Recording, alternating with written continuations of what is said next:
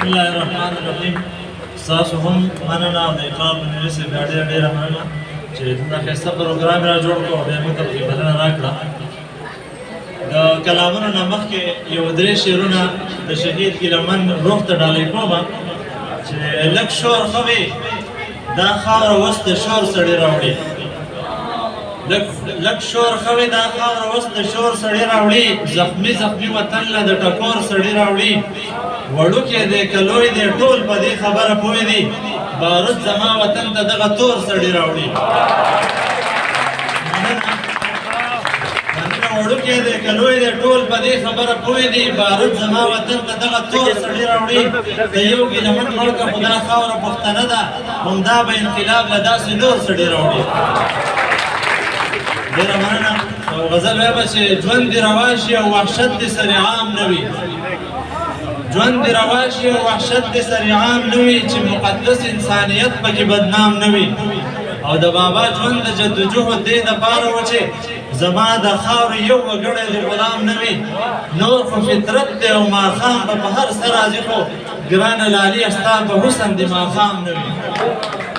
مننه. نور خو فطرت دی او ماښام به په هر څه راځي، خو ګرانه لالي ستا په حسن د ماښام نه وي. زه به په تو ورکړم ټیټ دې شي سر دا هم روا، بیا به مینو د پیغور د احترام نه وي. زما د زړه د مینې اور د امتحان نه لري، ستا د مغرور ځوانۍ زور له به دوام نه وي. سترګې باڼه وروځې او شونډې اننګي او جبین، چې خال دې نه وي د شپږ ښکلو به امام نه وي. سترګې باڼه وروځې او شونډې اننګي او جبین، چې خال دې نه وي د شپږ ښکلو به امام نه وي. زما مذهب ماته د دې اجازه نه راکوي، انسان خو لري چې مرغیو ته دام نه وي. او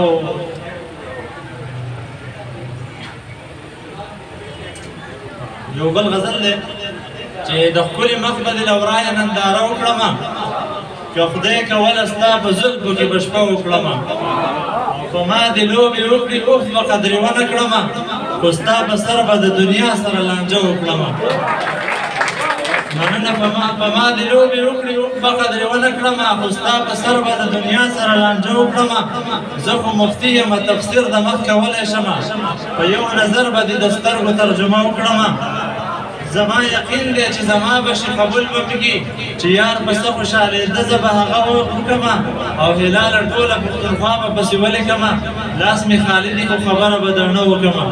اخرنی یو کلام دلته څه ملګرو غوښتنه کړې وه چې تا او ستا خندا جنت، ما له تا او ستا جنت، سوات دی او ستا غېږه ده، دا جنت او دا جنت. وګوره جو یو جنت وخانده جو بیا جنت، زه په دروازه ولاړ ستا هر ادا جنت. ماله د ساقي مینه تاله د ملا جنت، کور د ښایستونو دی ټوله پښتونخوا جنت. تورو پکې تنګ کړمه اورېږه په ما جنت، او ځان هلال ته وبخه غواړې به رښتیا جنت.